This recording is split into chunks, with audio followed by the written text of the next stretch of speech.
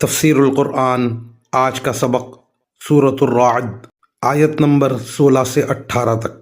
اعوذ باللہ من الشیطان الرجیم، بسم اللہ الرحمن الرحیم۔ قل من رب السماوات والارض قل اللہ قل افاتخذتم من دونه اولیاء لا يملكون لانفسهم نفعا ولا ضرا قل هل يستوي الاعمى والبصير ام هل تستوي الظلمات والنور ام جعلوا لله شركاء خلقوا كخلقه فتشابه الخلق عليهم قل الله خالق كل شيء وهو الواحد القهار أنزل من السماء ماء فسالت أودية بقدرها فاحتمل السيل زبدا رابيا ومما يوقدون عليه في النار ابتغاء حلية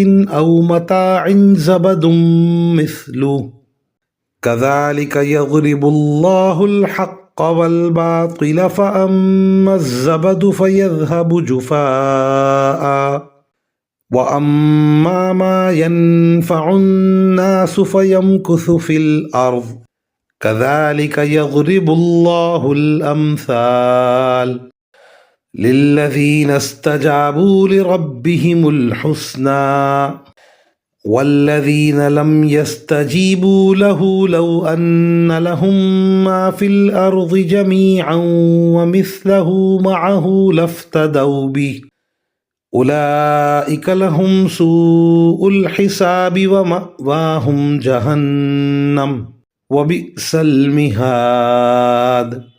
ترجمہ: اے پیغمبر، ان کافروں سے کہو کہ وہ کون ہے جو آسمانوں اور زمین کی پرورش کرتا ہے؟ کہو کہ وہ اللہ ہے۔ کہو کہ کیا پھر بھی تم نے اس کو چھوڑ کر ایسے کارساز بنا لیے ہیں جنہیں خود اپنے آپ کو بھی نہ کوئی فائدہ پہنچانے کی قدرت حاصل ہے نہ نقصان پہنچانے کی؟ کہو کہ کیا اندھا اور دیکھنے والا برابر ہو سکتا ہے، یا کیا اندھیریاں اور روشنی ایک جیسی ہو سکتی ہیں؟ یا ان لوگوں نے اللہ کے ایسے شریک مانے ہوئے ہیں جنہوں نے کوئی چیز اسی طرح پیدا کی ہو جیسے اللہ پیدا کرتا ہے، اور اس وجہ سے ان کو دونوں کی تخلیق ایک جیسی معلوم ہو رہی ہو؟ اگر کوئی اس غلط فہمی میں مبتلا ہے تو اس سے کہہ دو کہ صرف اللہ ہر چیز کا خالق ہے، اور وہ تنہا ہی ایسا ہے کہ اس کا اقتدار سب پر حاوی ہے۔ اسی نے آسمان سے پانی برسایا جس سے ندی نالے اپنی اپنی بساط کے مطابق بہہ پڑے، پھر پانی کے ریلے نے پھولے ہوئے جھاگ کو اوپر اٹھا لیا، اور اسی قسم کا جھاگ اس وقت بھی اٹھتا ہے جب لوگ زیور یا برتن بنانے کے لیے دھاتوں کو آگ پر تپاتے ہیں۔ اللہ حق اور باطل کی مثال اسی طرح بیان کر رہا ہے کہ دونوں قسم کا جو جھاگ ہوتا ہے وہ تو باہر گر کر ضائع ہو جاتا ہے، لیکن وہ چیز جو لوگوں کے لیے فائدہ مند ہوتی ہے وہ زمین میں ٹھہر جاتی ہے۔ اسی قسم کی تمثیلیں ہیں جو اللہ بیان کرتا ہے۔ بھلائی انہی لوگوں کے حصے میں ہے جنہوں نے اپنے رب کا کہنا مانا ہے اور جنہوں نے اس کا کہنا نہیں مانا۔ اگر ان کے پاس دنیا بھر کی ساری چیزیں بھی ہوں گی، بلکہ اتنی ہی اور بھی، تو وہ قیامت کے دن اپنی جان بچانے کے لیے وہ سب کچھ دینے کو تیار ہو جائیں گے۔ ان لوگوں کے حصے میں بری طرح کا حساب ہے، اور ان کا ٹھکانہ جہنم ہے، اور وہ بہت برا ٹھکانہ ہے۔